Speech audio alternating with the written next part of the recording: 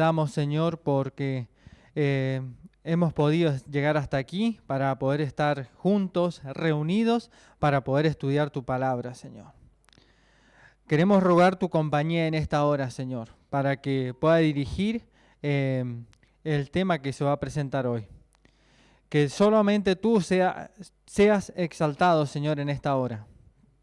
Y Padre, queremos rogar también la unción del Espíritu Santo, para que pueda darnos capacidad de entender todo lo que se va a oír en esta hora. Padre, graba en nuestra mente este tema y deseo que pueda ser de necesidad, de ayuda, de beneficio, de comprensión y pueda ayudarnos también a expulsar el pecado de nuestras vidas, Señor. Padre, todo este pedido lo dejamos en tus manos, en el bendito nombre de Cristo Jesús. Amén.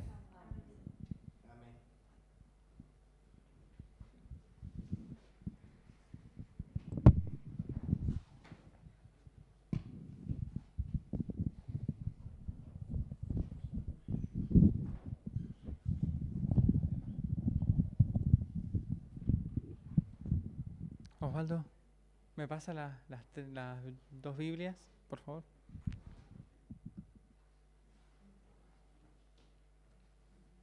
Muchas gracias. Bueno, bienvenidos a todos. Muy feliz sábado para todos. Espero que estén bien. Bueno, no esperen diapositivas porque no hay. Pero bueno, los voy a hacer leer hoy bastante, vamos a leer. Pero va a ser didáctico, se los prometo. Va a ser de beneficio para todos. Bueno, hoy voy a hablar de el poder que necesitamos. Y vamos a hablar un poco sobre el Espíritu Santo. Ustedes saben que hay mucha confusión en cuanto a la obra y el poder del Espíritu. Muchas personas dicen que cuando los toma el Espíritu Santo, comienzan a saltar, y también algunos hablan en lenguas extrañas que nadie entiende. Y vamos a aclarar eso hoy en lo que vamos a estudiar hoy, ¿verdad? Vamos a leer unos textos bíblicos que van a hablar sobre ese asunto. Pero más que nada vamos a ver los beneficios y la necesidad que tenemos del poder del Espíritu Santo. Jesús lo dejó muy en claro antes de partir. Ahí leímos, el hermano tuvo la oportunidad de leer ahí un verso que estaba relacionado con eso. Que la promesa del Espíritu, Jesús le dijo, yo me voy, pero yo les voy a dejar este Consolador que va a estar con ustedes para siempre. También tenemos que entender que la obra del Espíritu Santo no es exaltarse a sí mismo, sino exaltar a Cristo y al Padre. ¿Bien? Entonces, podemos comprender que a pesar de que es una gran necesidad que la que tenemos como nosotros como cristianos, vamos a entender de que el Espíritu Santo no se exalta a sí mismo, sino que exalta la necesidad de conocer a Cristo y al Padre. ¿Bien? Jesús dijo algo muy interesante, muy interesante. Vamos a Juan el capítulo 16. Juan el capítulo 16. Porque Jesús comienza introduciendo en estos pasajes bíblicos, Juan 16, 7 y 8. Vamos a ver lo que tiene la Escritura para nosotros allí. Juan 16, 7 y 8. ¿Qué dice la Escritura sobre el Espíritu?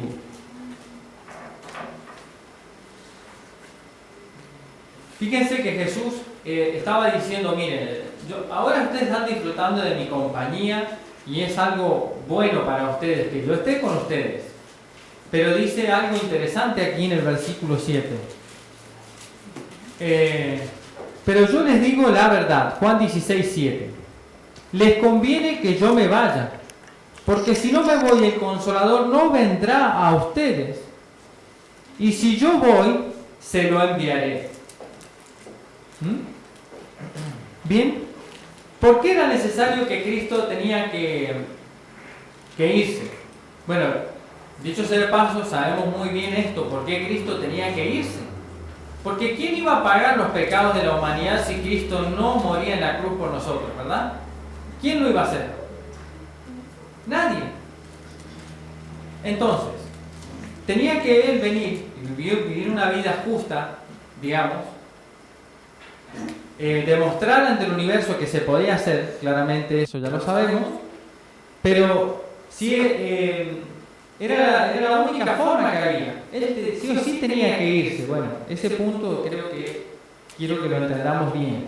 Ahora, si Él se iba, dice que si Él no se iba, el Consolador no iba a venir, ¿bien? Así que Él tenía que irse. Ahora, ¿por qué era necesario que viniera el Consolador al mundo? Porque el Consolador podía estar en cada creyente, en diferentes partes del mundo. Y cada persona que recibía la verdad iba a poder ser beneficiado de este poder. Y Jesús dice, si yo voy, se lo enviaré. Era una promesa. Ahora, ¿qué dice el versículo 8? Cuando Él venga, convencerá al mundo de pecado, de justicia y de juicio. ¿Creen que esto es importante para nuestra vida, esta obra del Espíritu Santo? ¿Qué piensan ustedes? Bien. El Espíritu Santo tiene que venir y tiene esta gran obra en el corazón de cada uno de nosotros. Nos convence de pecado porque nos hace ver la necesidad que nosotros tenemos. Nos hace ver también la maldad que el hombre tiene y lo mal que hace en algunas oportunidades. Y por eso nos convence de pecado. ¿Y por qué nos convence de pecado? Para que nosotros podamos ver nuestra naturaleza mala, podamos examinarnos y decir, bueno, esto está mal. Y bueno, esa es la parte de la obra del Espíritu. De justicia. Bueno, evidentemente nosotros necesitamos ser justificados delante de Dios. ¿Bien? ¿Y cuál es la única manera de ser justificados? Bueno, cuando nosotros, el Espíritu Santo nos convence del pecado, nos insta a abandonarnos y nos insta a buscar la justicia. Esa justicia viene solamente por los méritos de Cristo. Y de juicio, porque nuestras acciones van a ser examinadas. Eso habla el Espíritu. El Espíritu Santo nos dice que toda nuestra vida va a pasar por un juicio. ¿Bien? Y también nos hace ver a nosotros y medir las consecuencias de la vida que estamos llevando. Evidentemente, nuestra vida no va a quedar sin examinar delante del tribunal de Dios. Y evidentemente, bueno, sabemos que esto va más allá de eso, ¿verdad? Bueno, ahora vamos a leer Juan 16, 13 y versículos del 13 hasta el 15. Juan, el capítulo 16, versículos 13 hasta el 15. ¿Qué más iba a hacer el Espíritu Santo? ¿Y por qué es tan importante? Dice, cuando venga el Espíritu de verdad, Juan 16, 13, Él los guiará a toda la verdad. Pues no hablará por sí solo, sino que hablará todo lo que oiga y les hará saber las cosas que han de venir. Fíjense los puntos que hay. El Espíritu de verdad dice que nos guía a toda la verdad. ¿Necesitamos una guía? ¿Verdad que sí? ¿Necesitamos ser guiados los seres humanos para buscar el camino correcto? Dice que no hablará por sí solo, sino todo lo que oiga.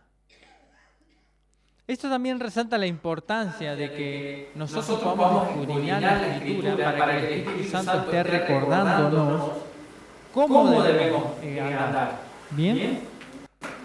Y dice, les hará saber las cosas que han de venir. ¿Creen que es importante saberlo por venir? ¿Qué opinan? ¿O les gusta andar en la oscuridad así, sin luz? ¿Ah? ¿Qué peligros hay cuando andamos sin luz en la oscuridad? Hay peligro de tropezarnos con una piedra, de meternos nuestro pie en un pozo, ¿verdad? Torcernos el tobillo, y eso es lo mínimo que nos puede llegar a pasar. Si andamos en un vehículo sin luz en la noche, peor, ¿verdad? Bien, entonces el Espíritu Santo tiene esta cualidad. Y se explican cosas sencillas para que podamos entender, hermanos, ¿bien? Este punto, esta importancia. Ahora, ¿Qué más dice sobre el Espíritu Santo? Juan 16:14 dice, Él me glorificará, porque recibirá de lo mío y les hará saber. Aquí nuevamente se enfatiza la humildad del Espíritu. No dice que se iba a exaltar a sí mismo, sino que nos iba a señalar a quién. A Cristo, bien, a Cristo. Todo lo que tiene el Padre es mío. Por esta razón dije que recibirá de lo mío y se lo hará saber. Así que podemos saber esta obra del Espíritu. No es un ser orgulloso, es un ser humilde, que no se exalta a sí mismo, sino que nos lleva a quien verdaderamente nosotros necesitamos. Es a Cristo. Ahora, Cristo no se quedó solamente acá, con respecto a la obra del Espíritu. Vamos a ir a Hechos en el capítulo 1, versículos 1 hasta el 8, y vamos a ir leyendo un versículo y vamos a ir comentando, que lo vamos a ir leyendo, donde sea necesario para. Hechos el capítulo 1, versículos 1 hasta el 8. Jesús le hace una promesa del Espíritu nuevamente a los discípulos. Dice, en el primer tratado, oh Teófilo, hablé acerca de todas las cosas que Jesús comenzó a hacer y a enseñar, hasta el día en que fue recibido arriba, después de haber dado mandamiento por el Espíritu Santo a los apóstoles que había escogido. Nuevamente podemos notar aquí, en el versículo 2, que este mandamiento que había recibido de arriba había sido dado por el Espíritu Santo hacia los apóstoles, ¿bien? O sea que ellos no actuaban solos, actuaban por el mandato del Espíritu Santo. Bien. Versículo 3. A quienes también después de haber padecido se presentó vivo con muchas pruebas indubitables, y apareciéndoseles durante 40 días y hablándoles acerca del reino de Dios. Y estando juntos, les mandó que no se fueran de Jerusalén, sino que esperasen la promesa del Padre, la cual les dijo, oíste de mí, porque Juan ciertamente bautizó con agua, mas vosotros seréis bautizados con el Espíritu Santo dentro de no muchos días. Bueno, Jesús pasó tiempo con los discípulos después de resucitar. Pasó, dice aquí, 40 días con ellos y les dijo, no se vayan de Jerusalén porque es necesario que ustedes reciban el poder del Espíritu Santo. Bueno, evidentemente, nuevamente Jesús les había prometido el poder del Espíritu Santo. Ahora versículo 6. ¿Por qué era necesario esta promesa? Bueno, a medida que vamos a ir leyendo, vamos a ir esclareciendo este punto, que seguramente ustedes lo van a ir entendiendo a medida que vamos leyendo. Entonces los que se habían reunido le preguntaron diciendo, Señor, ¿restaurarás el reino a Israel en este tiempo? Y les dijo, no os toca a vosotros saber los tiempos, las sazones que el Padre puso en su sola potestad. Pero ¿qué era lo que ellos necesitaban entender? Pero recibiréis poder cuando haya venido sobre vosotros el Espíritu Santo. Y me seréis testigos en Jerusalén, en Judea, en Samaria y hasta lo último de la tierra. ¿Para qué es necesario entonces el poder del Espíritu Santo? Si nos lleva toda la verdad, nos convencía de justicia, de pecado y de juicio, ¿por qué era necesario entonces el Espíritu Santo? Para que seamos testigos. Bien, para que sean testigos. Sin este poder no podían testificar de Cristo. No podían ser testigos, no podían ser ayudadores en esta obra necesaria para los discípulos. Ellos necesitaban sí o sí este poder. Miren, si el Espíritu Santo los convencía de pecado, de justicia y de juicio, tenía que hacer una obra anterior para que el Espíritu Santo podría utilizarlos a ellos. ¿Bien? Para que el Espíritu Santo podría usarlo a los discípulos. Si los convencía de pecado, el Espíritu Santo tenía este poder magnífico de poder ayudarles a ellos a vencer, a dejar este pecado. ¿Bien? Y la necesidad de justicia. Miren, sin el poder del Espíritu Santo ellos no podían dar este mensaje a la gente. El Espíritu Santo tiene un poder santificador en la vida del ser humano. Gracias, muchísimas gracias. Así que era necesario que ellos lo recibieran. Pero no solamente ellos. Si nos ponemos a pensar, es algo que necesitamos nosotros también.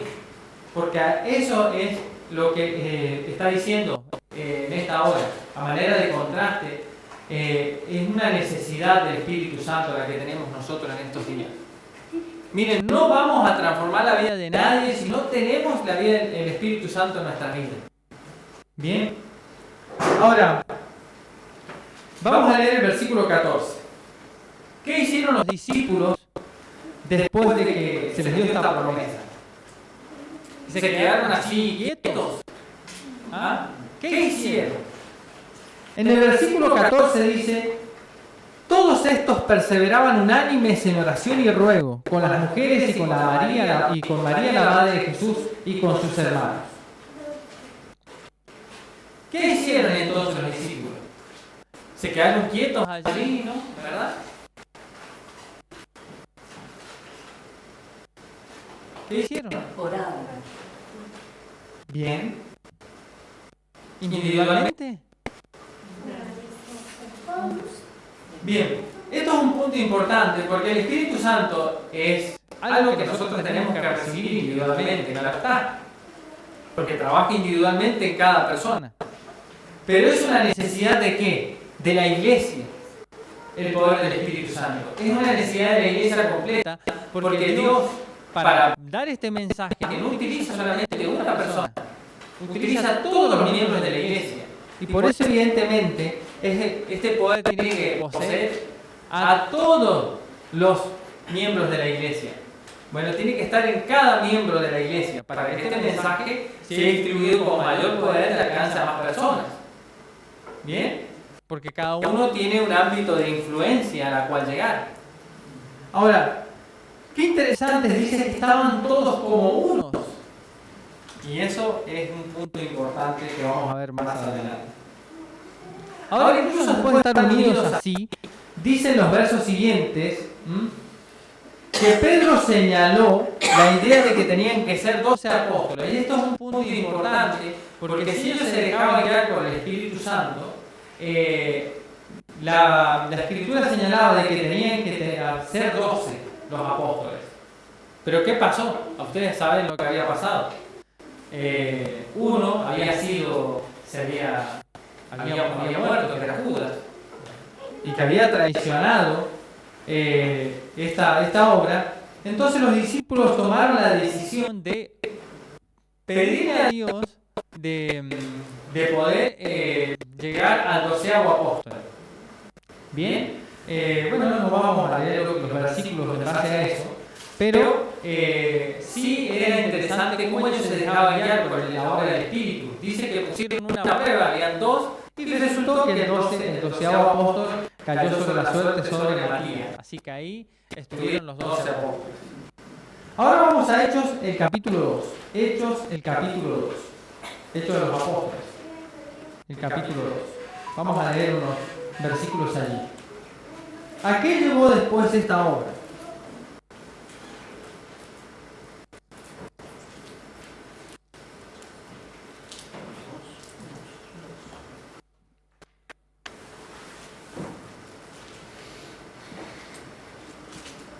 Hechos 2, 1 al 4. Nuevamente enfatiza la idea. Cuando llegó el día de Pentecostés, estaban todos unánimes juntos. Bien. Ahora, ¿por qué es que necesitaban los discípulos y todos los demás estar unánimes juntos? ¿Qué estaba haciendo el Espíritu Santo en la vida de cada creyente de la iglesia? ¿Qué opinan? ¿Por qué es que Dios necesita ahora? En este énfasis de la unidad que lleva a los miembros de la iglesia para poder proclamar este mensaje y para que la obra del Espíritu Santo pueda estar sobre la iglesia, los miembros tienen que estar unánimes. O sea, tienen que tener todos un mismo sentir, un mismo pensar. ¿Bien? Ahora, cuando Jesús dijo, yo y el Padre uno somos. ¿Estaba uno pensando una cosa y el otro otra? Es decir, trabajar Padre de una manera y Cristo de otra. ¿O qué leímos hoy sobre la obra de Cristo? ¿Cristo hacía lo que Él quería? Obedecía al Padre. Obedecía al Padre, claramente está.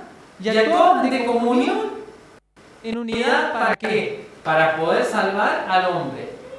Dicho sea de paso, nosotros podemos estar teniendo un pensar, una idea, otra, para poder recibir el Espíritu Santo, o los discípulos estaban aquí pensando, bueno, yo voy a hacer a mi manera, las cosas, no.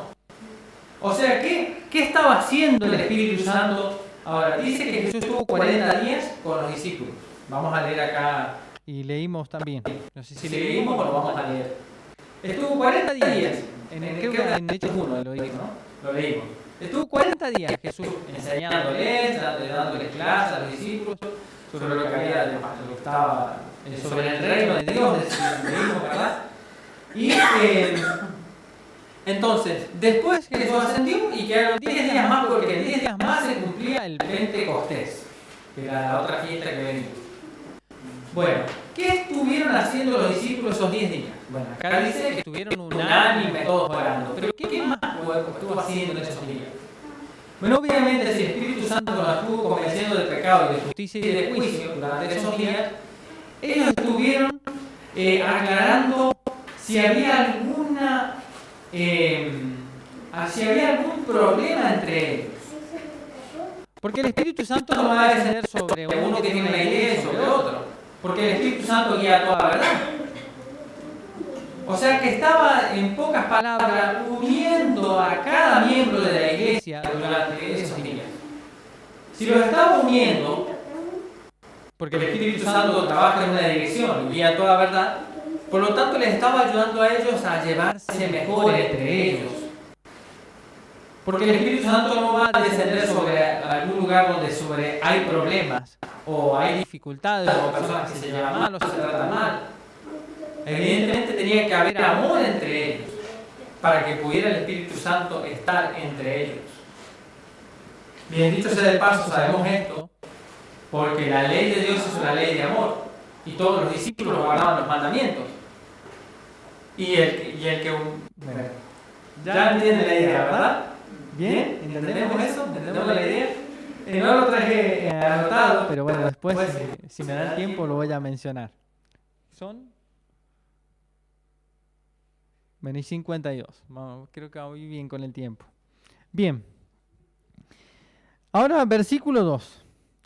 Hechos 2.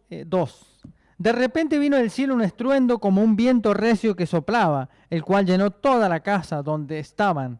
Y se les aparecieron lenguas repartidas como de fuego, asentándose sobre cada uno de ellos. Todos fueron llenos del Espíritu Santo y comenzaron a hablar en otras lenguas según el Espíritu les daba que hablaran. Bien, ahora vamos a entender este punto de las lenguas porque es un punto necesario. Dijimos que hay confusión en cuanto a la obra del Espíritu Santo y muchas personas piensan que el hablar en lenguas es hablar una lengua desconocida que nadie entiende. Y vamos a explicar, porque la Biblia lo dice claramente, pero necesitamos hacer unos comentarios en base a eso. A ver. Versículo 5, Hechos 2:5. Vivían entonces en Jerusalén judíos piadosos de todas las naciones bajo el cielo. Al oír este estruendo se juntó la multitud y estaban confusos, porque cada uno les oía hablar en su propia lengua. Bueno, aquí ya nos da una pista. Habían judíos de todas las naciones, o sea que así como hay creyentes adventistas, ingleses, rusos, japoneses, argentinos, otros que hablan holandés, bueno, que hay diferentes lenguas, así, habían judíos en esta época de diferentes naciones, que tenían diferentes idiomas, ¿bien? ¿Y qué es lo que estaba sucediendo? Dice, al oír este estruendo se juntó la multitud y estaban confusos, porque cada uno les oía hablar en su propia lengua. ¿A quién les oían hablar en su propia lengua? A los discípulos. Venía un discípulo de los que estaban ahí unidos, unánimes, y los cuales habían recibido el Espíritu Santo, y iba y le hablaba a un inglés. Y había otro discípulo que le hablaba a otro judío que era ruso, y venía este y hablaba en ruso a ese judío. Así que, bueno, eso es lo que ellos se quedaron sorprendidos. ¿Cómo les oímos hablar, dice, en su propia lengua? Ahora, 7, estaban atónitos y admirados, diciendo, mirad, ¿no son galileos todos estos que hablan?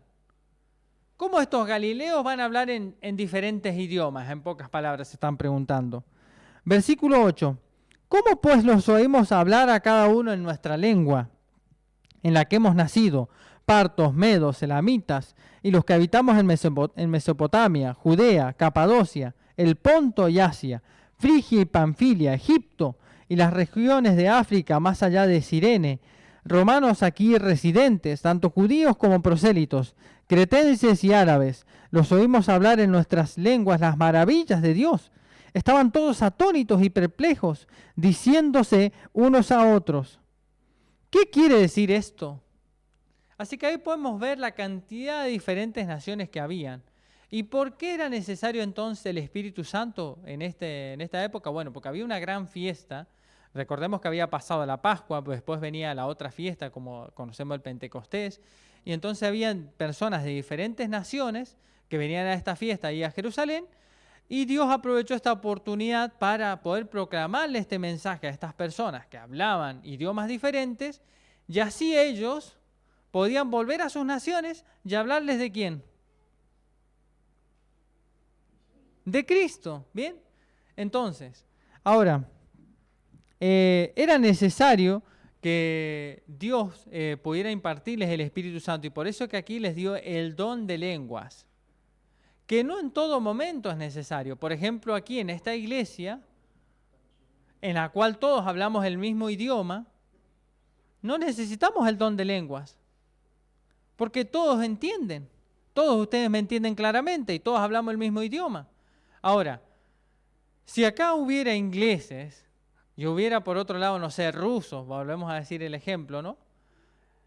Y ustedes necesitan recibir el mensaje, Dios actuaría con su poder, y bueno, si Dios viera en mí una consagración, por supuesto, ¿no? Me enviaría el Espíritu Santo con gran poder y me haría que le pudiera hablar a ustedes bajo el poder del Espíritu Santo, y ustedes me entenderían lo que el mensaje que les daría, ¿verdad? Si ustedes fueran ingleses y yo hablando castellano, me daría Dios el don de poder hablar en inglés a los ingleses y de hablar en ruso a los rusos.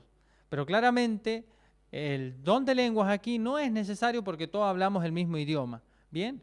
Y eso es un punto importante en cuanto a entender sobre la obra del Espíritu Santo, ¿bien? Ahora, vamos a seguir leyendo algo interesante ahí en Hechos, el capítulo 3, dice Hechos 2:13. Pero otros burlándose decían, están borrachos. ¿Bien? Siempre hay gente que en este caso estaban desprestigiando la obra de los discípulos en este punto. Y podemos decir que, bueno, estos hombres no eran guiados por Dios, evidentemente, ¿no? Estos que se estaban diciendo allí. Y bueno, obviamente que como los discípulos, al poder proclamar este mensaje, estaban hablando eufóricos en cuanto a Cristo y lo que había sucedido en esos días. Y bueno, eso vamos a leer a continuación. Versículos 14. Entonces Pedro, poniéndose en pie con los 11, alzó la voz y les habló diciendo, judíos, y todos los que habitáis en Jerusalén, esto os sea notorio y oíd mis palabras. Pues esto no es tan borracho como vosotros suponéis, puesto que es la hora tercera del día. Pero esto es lo dicho por el profeta Joel en los postreros días, dice Dios. Fíjense esta promesa. Derramaré de mi espíritu sobre toda carne, y vuestros hijos y vuestras hijas profetizarán. Vuestros jóvenes verán visiones, y vuestros ancianos soñarán sueños. Y de cierto sobre mis siervos y sobre mis siervas en aquellos días derramaré de mi espíritu, y profetizarán. Y daré prodigios arriba en el cielo y señales abajo en la tierra, sangre y fuego y vapor de humo. El sol se convertirá en tinieblas y la luna en sangre antes de que venga el día del Señor grande y glorioso. Y todo aquel que invoque el nombre del Señor será salvo. O sea que había sido una promesa de Dios de lo que iba a suceder, lo que sucedió en Pentecostés. Bien, una promesa que se cumplió claramente, ¿verdad? ¿No estaban profetizando sobre Cristo los discípulos en ese momento? Bien, versículo 22. Israelitas, oíd estas palabras. Jesús Nazareno, varón aprobado por Dios entre vosotros con las maravillas, prodigios y señales que Dios hizo entre vosotros por medio de él, como vosotros mismos sabéis, a este, entregado por el determinado consejo y anticipado conocimiento de Dios, prendisteis y matasteis por manos de inicuos, crucificándolo. Y Dios lo levantó, suelto a los dolores de la muerte, por cuanto era imposible que fuera retenido por ella. Y ahora habla de otra promesa en cuanto al Cristo. Pues David dice de él, veía al Señor siempre delante de mí, porque está a mi diestra, no seré conmovido. Por lo cual mi corazón se alegró y se gozó mi lengua, y aún mi carne descansará en esperanza. Porque no dejará mi alma en el Hades, ni permitirás que tu santo vea corrupción. Aquí estaba hablando del Mesías, David. Claramente David, como profeta, estaba anunciando lo que iba a pasar con Cristo. ¿Qué pasó con Cristo después de su muerte?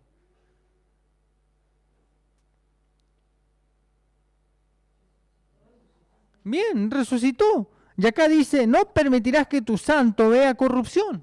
Al tercer día iba a resucitar. Y claramente estaba hablando de esto. ¿Por qué estaba hablando de esto Pedro? O los apóstoles. Porque era necesario que los demás entendieran que Cristo era el Mesías que ellos necesitaban. Y obviamente estaba citando las Escrituras del Antiguo Testamento para ver el cumplimiento. Ellos necesitaban, bueno, esto era obra también del Espíritu Santo. Estaba señalando Pedro el cumplimiento profético de las Escrituras que habían sido inspiradas por el Espíritu Santo. Bien sabemos eso porque después Pedro, si no me equivoco, creo que en Pedro 1:19, dice que los santos hombres de Dios hablaron inspirados por el Espíritu Santo. Bien, ahora, hermanos, dice, versículo 28. Me hiciste conocer los caminos de la vida y me llenarás de gozo con tu presencia. Todavía está hablando del Mesías. Y ahora dice Pedro, hermanos, se os puede decir libremente del patriarca David que murió y fue sepultado y su sepulcro está con nosotros hasta el día de hoy. Y ahora aclara, pero siendo profeta y sabiendo que con juramento Dios le había jurado que de su descendencia en cuanto a la carne levantaría el Cristo para que se sentara en su trono, viéndolo antes, habló de la resurrección de Cristo, que su alma no fue dejada en el Hades, ni su carne vio corrupción. Bueno, así que aquí está claramente explicado por las Escrituras, por lo que Pedro dijo claramente de lo que iba a pasar con el Mesías. Y era una revelación del Espíritu Santo en cuanto al cumplimiento profético de lo que iba a suceder con el Mesías. Ahora, versículo 32. A este Jesús resucitó. A este Jesús resucitó Dios, de lo cual todos nosotros somos testigos. Así que exaltado por la diestra de Dios y habiendo recibido del Padre la promesa del Espíritu Santo, ha derramado esto que vosotros veis y oís. David no subió a los cielos, pero él mismo dice, dijo el Señor a mi Señor, siéntate a mi diestra hasta que ponga a tus enemigos por estrado de tus pies. Nuevamente está señalando a Cristo, ¿no? ¿Qué iba a hacer Cristo después de que ascendiera? ¿Dónde iba a estar Jesús? ¿A dónde lo iban a poder encontrar los discípulos después a Cristo? En el santuario, a la diestra del Padre. ¿Qué es lo que claramente está señalando Pedro? Está diciendo, ahora ustedes pueden encontrar a Cristo allá en el cielo, que está intercediendo por ustedes. ¿A dónde puso la vista de las personas, Pedro? Allá en el cielo. Ya había pasado la crucifixión, que fue un evento importante, lo señaló, resucitó, ahora está allá a la diestra. ¿Bien? ¿A dónde tenían que ir ahora cada creyente? ¿A dónde tenía que poner su vista cada creyente ahora?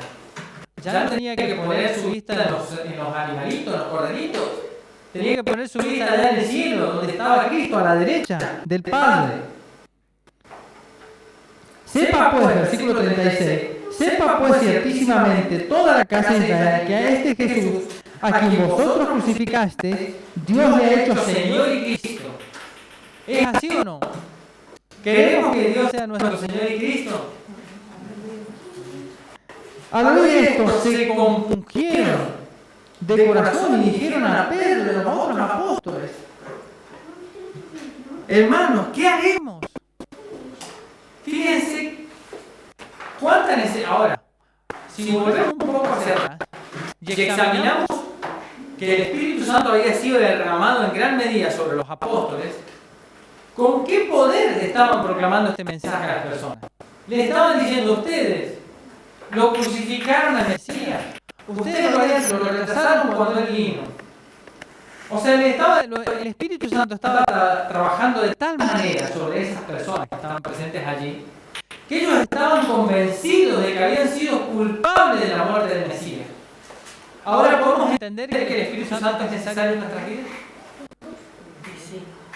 ¿Cuál es la obra del Espíritu? Convencernos de pecado, de justicia y de juicio.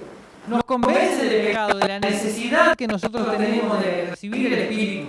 Porque el Espíritu nos convence del pecado que tenemos, de la culpa que tenemos, de que Cristo haya muerto por nosotros.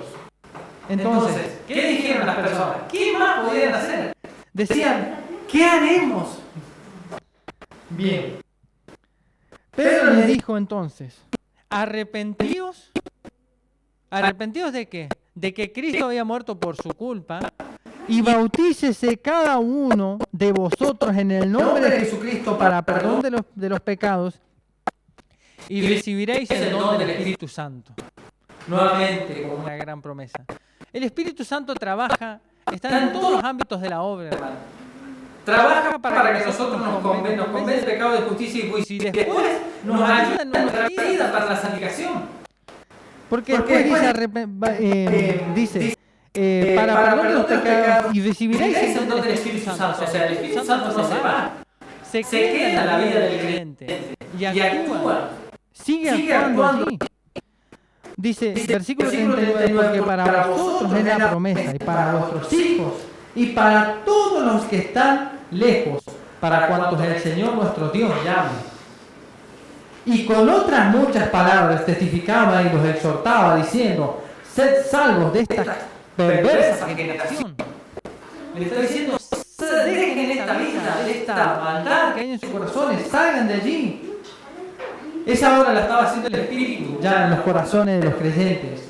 Y con otras muchas palabras testificaba y los exhortaba, diciendo: bueno, sed salvos de esta perversa generación. Así que los que recibieron su palabra fueron bautizados, y se añadieron aquel día como 3.000 personas, y perseveraban en la doctrina de los apóstoles, en la comunión unos con otros, en el partimiento del pan y en las oraciones. Fíjense, hermanos, que cada miembro que se agrega a la iglesia no se agrega para hacer lo que él quiere. Se agrega nuevamente para unirse a esos que ya están y participar en ánimo todos juntos. Eso hace la obra del Espíritu Santo en la vida de los creyentes. Los une para que todos sigan trabajando en un mismo sentir, en un mismo pensar. Sigue diciendo: sobrevino temor a toda persona, y muchas maravillas y señales eran hechas por los apóstoles. Y todos los que habían creído estaban juntos y tenían en común todas las cosas.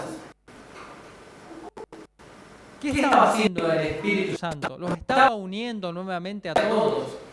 No podían estar separados, porque el Espíritu mismo los incitaba a estar unidos. Vendían sus propiedades y sus bienes y los repartían a todos según la necesidad de cada uno. Perseveraban unánimes cada día en el templo y partiendo el pan en sus casas, comían juntos con alegría y sencillez de corazón. ¡Qué hermoso!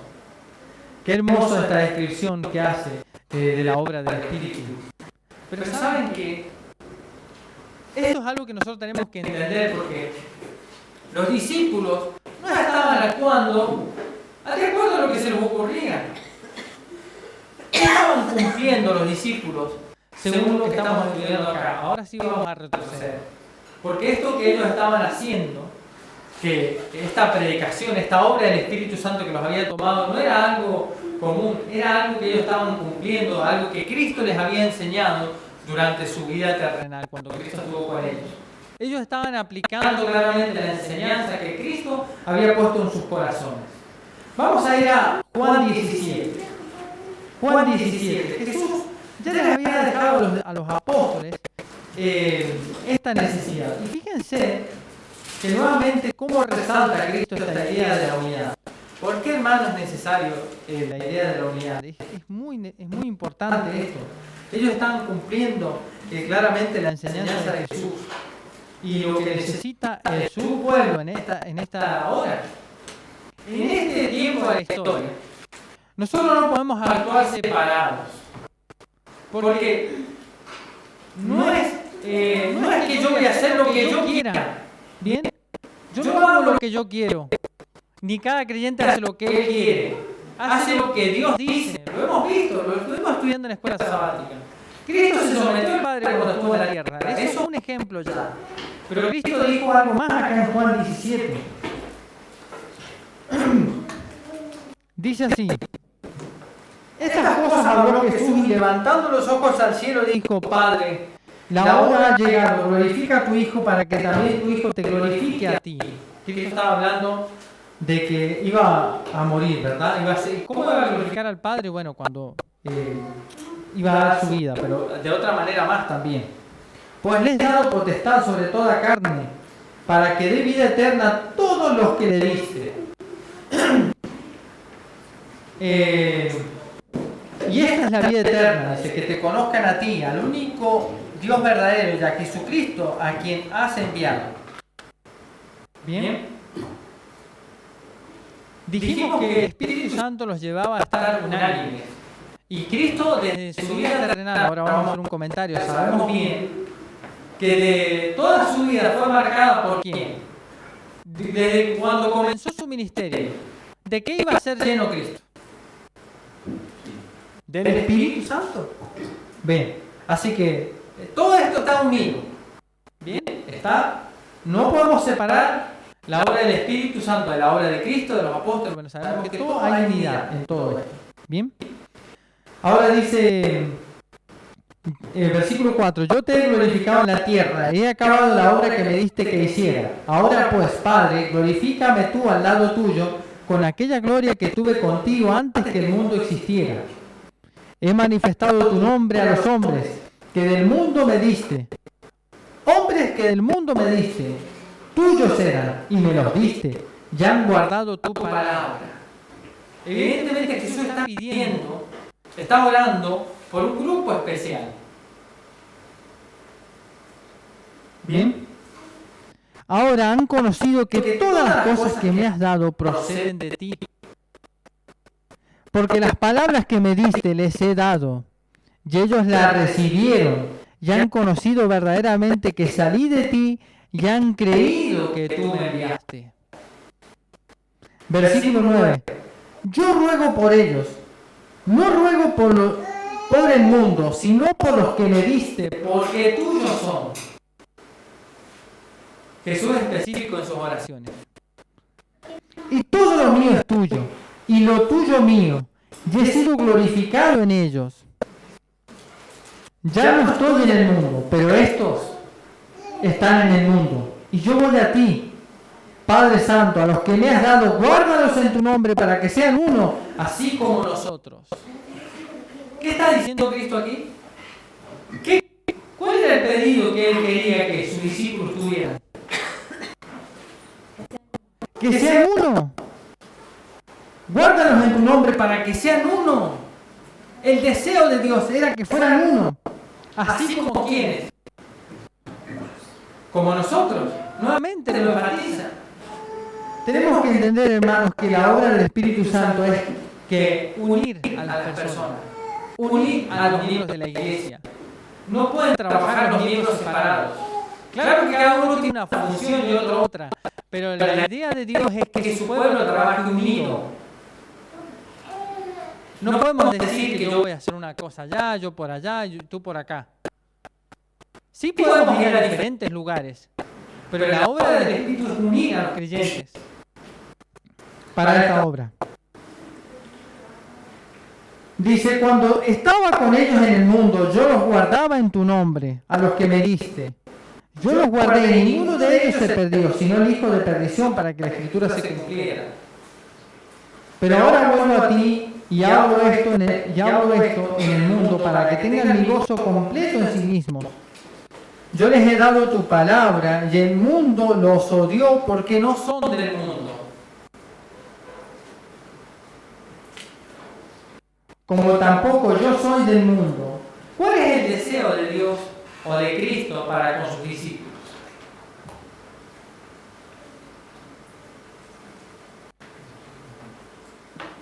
¿Qué dice acá, versículo 14? Que no sean del mundo. Bien. Para que el Espíritu pueda estar en estos creyentes, ellos no tienen que ser del mundo. Y dice, como yo tampoco soy del mundo. Versículo 15, no ruego que los quites del mundo, sino que los guardes del mal. No son del mundo, como tampoco yo soy del mundo. Santifícalos en tu verdad, tu palabra es verdad. Como tú me enviaste al mundo, así yo los he enviado al mundo. Trabajan en común acuerdo nuevamente. Por ello yo me santifico a mí mismo, para que también ellos sean santificados en la verdad. ¿Qué hace la obra del Espíritu Santo en la vida del creyente? En la vida de Cristo lo ayudó a ser más santo de lo que era, mientras estuvo como hombre, ¿verdad? Llevó una vida justa, sin pecado, sabemos eso. Y que si nosotros aceptamos a Cristo como nuestro Salvador, Él pasa su justicia a nosotros, porque lo aceptamos por fe, ¿verdad? Pero a la vez más, dice también, para que ellos sean santificados en la verdad. El Espíritu Santo, como dijimos anteriormente, sigue trabajando en la vida del creyente y lo lleva a la santificación. Ahora, pero no ruego solamente por esto, sino por también los que han de creer en mí por la palabra de ellos. Ahora podemos entender esa gran obra que, o sea, cuando el Espíritu Santo estuvo sobre los discípulos ahí antes en el día de Pentecostés, ¿verdad? Y tuvo gran poder sobre ellos. Jesús no solamente estaba rogando por los discípulos, sino también por los que habían de creer en el mensaje dado por los apóstoles.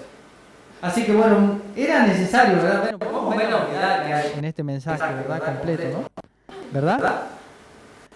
Dice que Jesús no solamente estaba rogando, dice, no ruego solamente por esto, sino también por los que han de creer en mí por la palabra de ellos.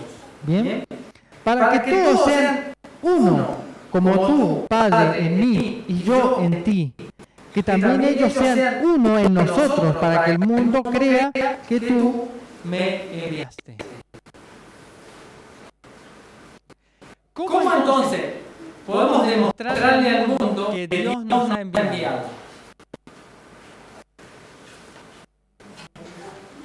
Por la unidad, por el mismo sentir, por la vida de cada creyente que está llena del Espíritu Santo.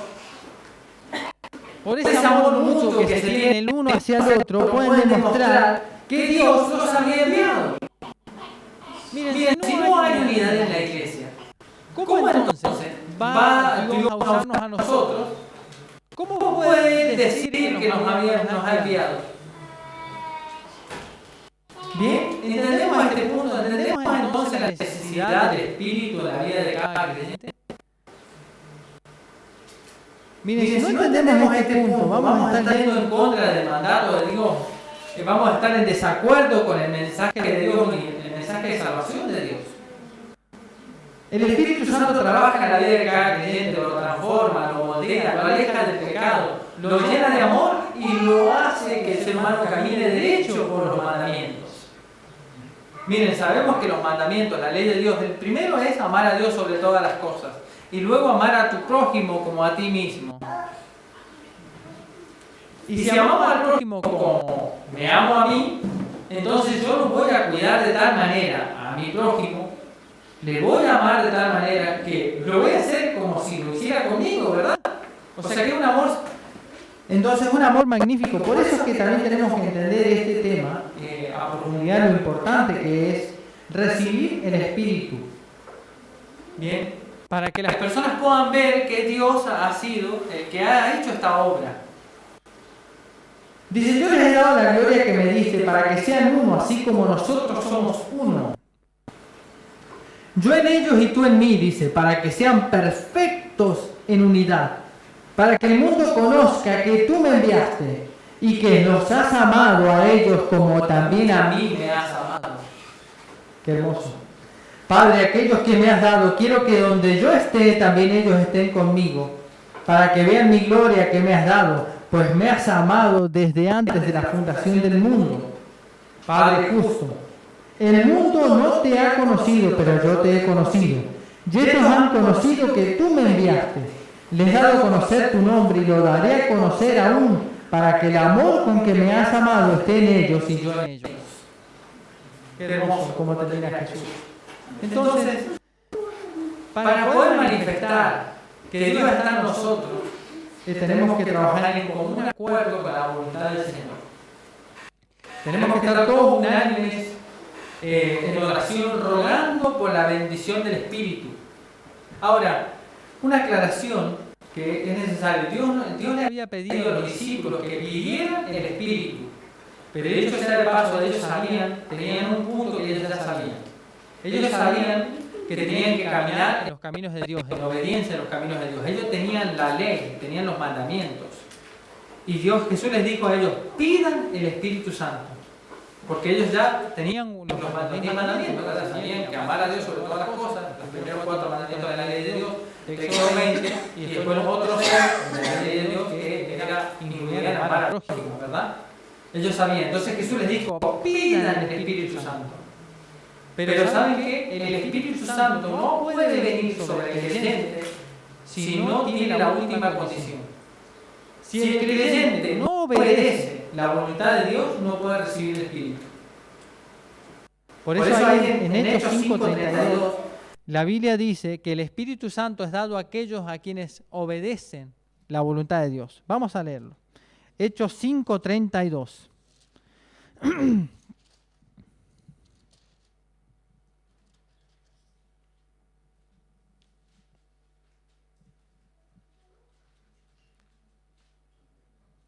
Fíjense que está hablando de que ellos eran testigos porque Dios los había enviado a esta obra, a esta misión, y ellos estaban todos unánimes dando este mensaje en el día del Pentecostés. Y Hechos 5:32 dice, no, después de que pasaron otras cosas, ¿verdad? Pasaron otros acontecimientos, estuvieron ahí. Siguen, y bueno, dice así Pedro, nosotros somos testigos suyos de estas cosas, y también el Espíritu Santo, el cual ha dado Dios a los que le obedecen. Miren, el Espíritu Santo no puede estar sobre aquellos que no obedecen la voluntad de Dios y no obedecen los mandamientos de Dios. El creyente tiene que caminar en armonía con la voluntad del Señor, y esto incluye los 10 mandamientos. Si no, el Espíritu Santo no desciende sobre el creyente. Bueno, ese era un punto que ahora sí podemos volver entonces finalmente a la conclusión final, y que podemos ver que Cristo había estado orando especialmente por los discípulos para que ellos pudieran ser uno. Y la obra del Espíritu Santo los instaba a trabajar todos de común acuerdo y en unidad. Bueno, no tengo mayor comentario que que entonces podemos entender, según lo que hemos leído y estudiado, que el Espíritu Santo es una necesidad y que el Espíritu Santo va en una sola dirección y nos guía a toda verdad y a trabajar juntos en armonía. Y bueno, y espero que este tema que hemos estudiado hoy pueda ser de bendición para nosotros. Y también para aquellos que están escuchando a través del internet, que bueno, donde quiera que se encuentren en sus congregaciones, que bueno, puedan entender esta obra del Espíritu Santo, cómo trabaja el Espíritu. Y que el Espíritu Santo nos insta a estar unidos en amor, respetándose los unos a los otros. ¿Bien? Respetándose. Claro, no dejándole vivir una vida de pecado si saben que el hermano está en esa condición. Porque el Espíritu Santo nos convence de pecado, justicia y juicio. Y trabaja de esa manera en la cual debemos ayudar al hermano a ser restaurado de esa vida de pecado si es que sabemos que está en esa condición. Bueno. Espero que Dios nos ayude a todos. Vamos a ponernos de rodillas y vamos a orar. No anoté a alguien, así que si alguien está dispuesto a hacer la oración, le concedo el honor. ¿Alguien está dispuesto a hacer la oración? Muchas gracias, Marisa.